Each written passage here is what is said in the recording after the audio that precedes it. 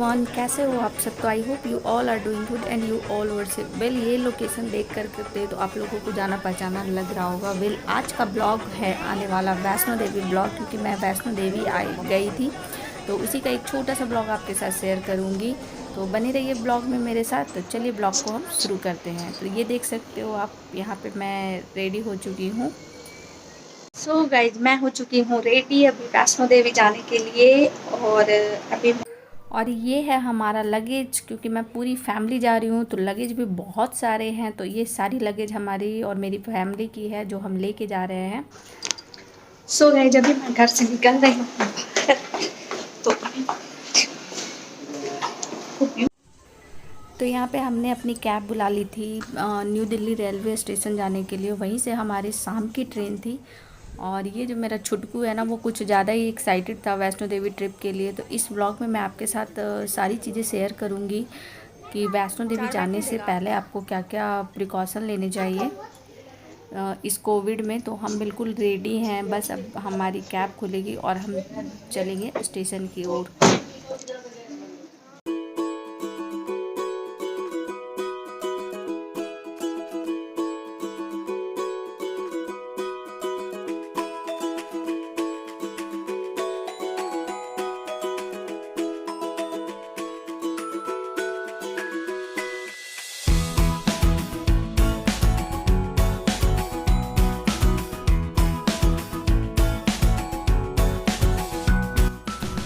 So guys, finally मैं पहुंच चुकी हूँ न्यू दिल्ली रेलवे स्टेशन। और यहाँ पर से फिर हम अपनी वैष्णो देवी की ट्रेन पकड़े लेंगे। और उसके बाद फिर मैं ट्रेन में हम लोग ट्रेन में चलेंगे। तो ये देख लो, फाइनली हमारा डेस्टिनेशन आ चुका, मतलब ट्रेन पकड़ने का डेस्टिनेशन आ चुका है। ये रहा न्यू दिल्ली रेलवे स्टेशन, जो कि बहुत ही सुंदर बना हुआ है। तो उसके बाद बस, तो अब मैं ये ट्रेन का सीन, मैं ऑलरेडी ट्रेन में बैठ चुकी हूँ।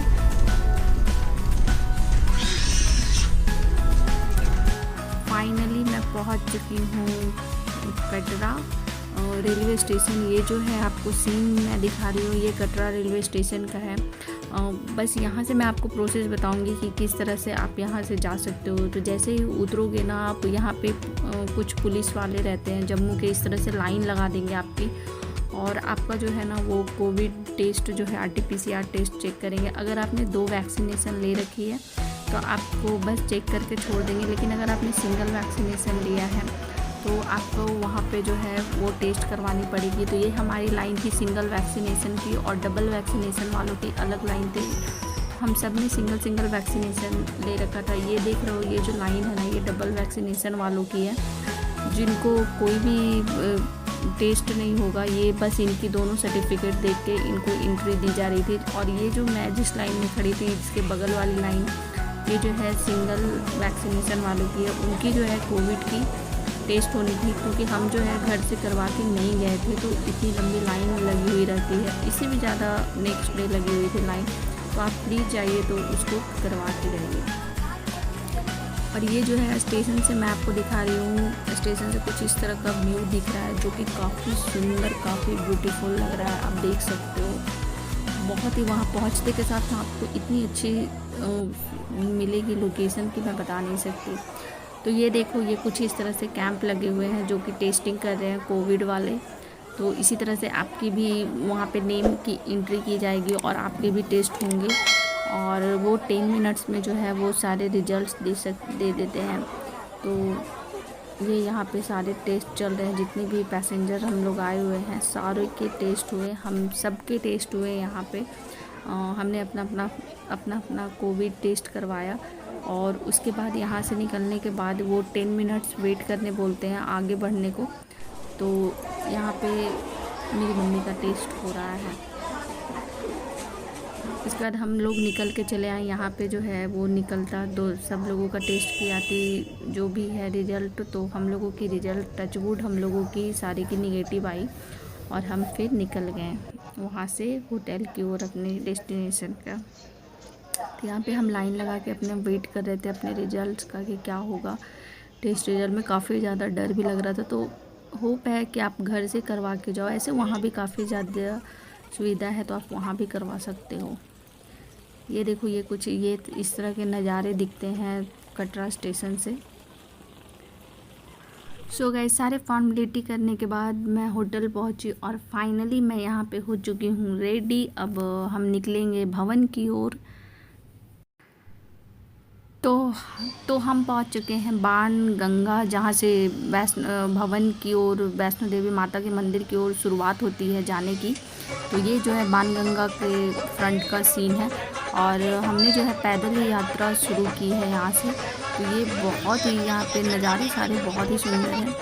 तो बस ये हमारी सवारी, मैं पूरी फैमिली के साथ निकल चुकी हूँ यात्रा पे। हम सारे लोग पैदल जा रहे थे वैष्णो देवी के दर्शन के लिए।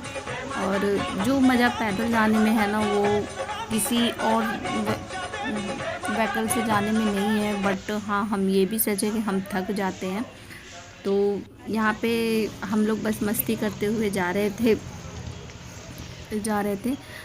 उससे पहले हमने, वो कहते हैं ना कि बहुत किस्मत से हमें वैष्णो देवी माता के दर्शन होते हैं। तो बस हम भी बहुत लकी थे। यहाँ पे हम सब माँ की चुनरी ले रहे थे अपने सर पे बांधने के लिए और एक एक स्टिक ले रहे थे ताकि हमें जो है मतलब रास्ते में जो है चढ़ाव वाला रास्ता है तो हमें जो है सपोर्ट मिले।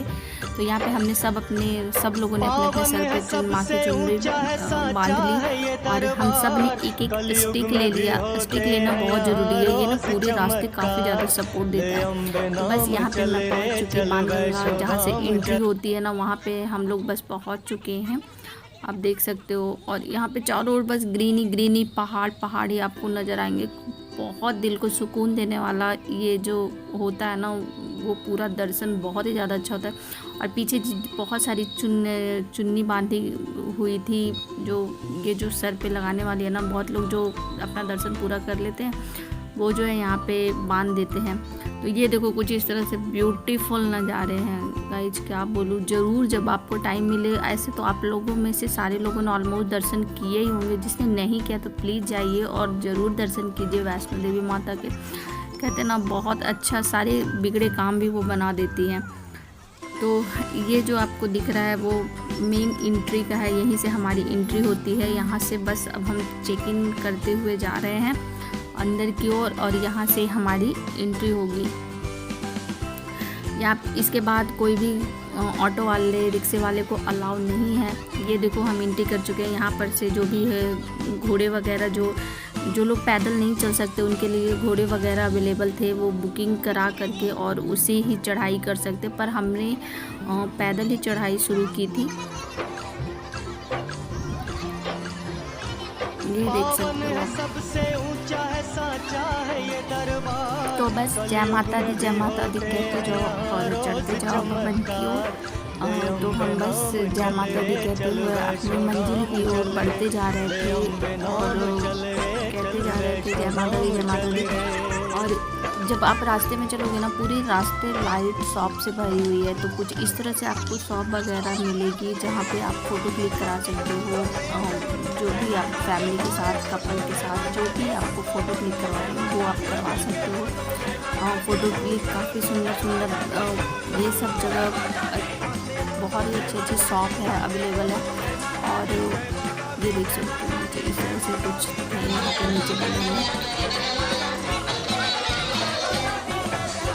यहाँ पे बस बोलते जा रहे थे, सारे बोलो जय माता दी, तो बोलो जय माता दी। तो हम लोग बस, ये हमारी पूरी बटालियन निकल चुकी थी। और ये जो मेरा छुटकू है ना, वो काफ़ी ज़्यादा मतलब एनर्जी के साथ बढ़ रहा था। तो ये इस तरह से पूरी रास्ते आपको लाइट, खाने पीने की सारी चीज़ें अवेलेबल होगी, आपको कोई भी रास्ते में प्रॉब्लम नहीं होगी चलने में। और पूरी जो एरिया है ना, वो शेडेड एरिया है। अगर बारिश भी हो रही है तो आपको बहुत ज़्यादा प्रॉब्लम नहीं होगी उसमें चलने में, आप आराम से चल सकते हो। पूरे रास्ते आपको पानी की बोतल वगैरह सब कुछ मिलेगी। और ये जो है बाथिंग घाट था, यहाँ पे नहाने के लिए जो लोग नहाना चाहते हैं। तो यहाँ पे हम लोग तो होटल से ही और सारे लोग चेंज करके आए थे। पर ये देखो, यहाँ पे बहुत सारे लोग नहा रहे हैं, उसके बाद दर्शन को जाते हैं। बहुत लोगों ने जिसको मतलब करना होता है वो यहीं पे स्नान करके और दर्शन के लिए आगे बढ़ते हैं। तो बस हम भी इसी तरह बढ़ते ही जा रहे थे अपनी मंजिल की ओर।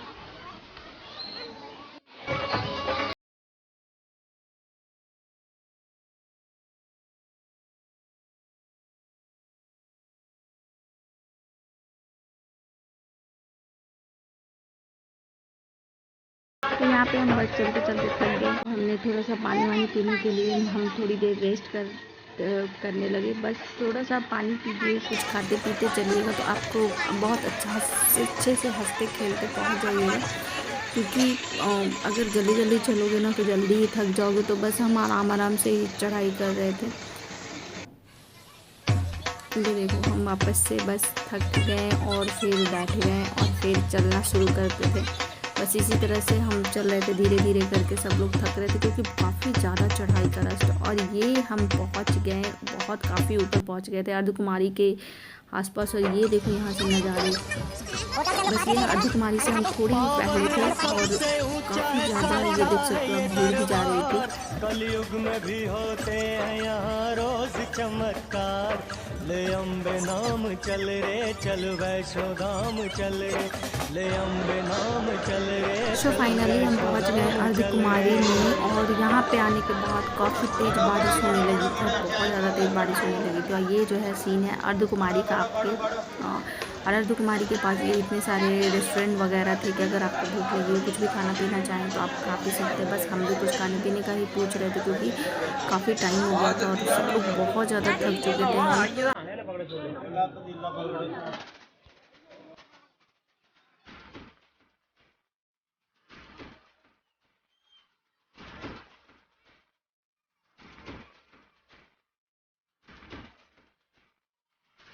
किसी तरह गिरते पड़ते हमने चलते उलते हमने फाइनली हम भवन पहुंच गए हैं। लेकिन उसके बाद कैमरा अलाउड नहीं था तो हमें सब कुछ बाहर ही रखना पड़ा। और बस हम इस तरह से लाइन में खड़े थे और दर्शन के लिए। फिर हमने बहुत अच्छे से हमने दर्शन कर लिया माता का। और क्योंकि अंदर अलाउड नहीं था तो मैं अंदर का कुछ रिकॉर्ड नहीं कर पाई। ये देखो कितनी ज़्यादा भीड़ है। फिर हम वहाँ से, ये रोपवे की भीड़ है, रोपवे में हम गए थे। भैरव बाबा जो बना है लिफ्ट, उससे हम गए थे जाने की, वहीं रहने की ये भीड़ लाइन लगी हुई थी। लेकिन अंदर भी कैमरा अलाउड नहीं था तो कुछ भी मैं रिकॉर्ड नहीं कर पाई क्योंकि वहाँ पे ज़्यादातर अंदर जगह की ओर कैमरा अलाउड नहीं है। तो देखो यहाँ पे वैष्णो देवी से भैरव बाबा मंदिर जाने के लिए कुछ इस तरह से लिफ्ट बनाई गई है, रोपवे बनाई गई जिसमें 40 to 50 लोग आराम से बैठ के जा सकते हैं। तो बस इस तरह से हमारा दर्शन हुआ। बस हमारे वैष्णो देवी की दर्शन कंप्लीट हो गई। हमने अर्धकुमारी के भी दर्शन कर लिए, भैरव बाबा मंदिर के भी चले गए और भवन भी चले गए। लेकिन कैमरा अलाउड नहीं था तो सभी जगह बाहर ही मेन गेट पे ही मोबाइल उन्होंने रख लिया था। अब ये मैं आई हूँ थोड़ा सा कटरा मार्केट, थोड़ा सा प्रसाद वगैरह लेने के लिए और थोड़ी शॉपिंग करने के लिए। बस तो ये था मेरा वैष्णो देवी का छोटा सा ब्लॉग। बहुत ज़्यादा हम थक गए थे, उसके बाद मैंने कुछ भी नहीं रिकॉर्ड किया। हमारी हिम्मत ही नहीं हो रही थी, पैदल जाने में हम बहुत ज़्यादा थक चुके थे। तो बस ये था छोटू सा ब्लॉग। कैसा लगा आपको ज़रूर बताइएगा।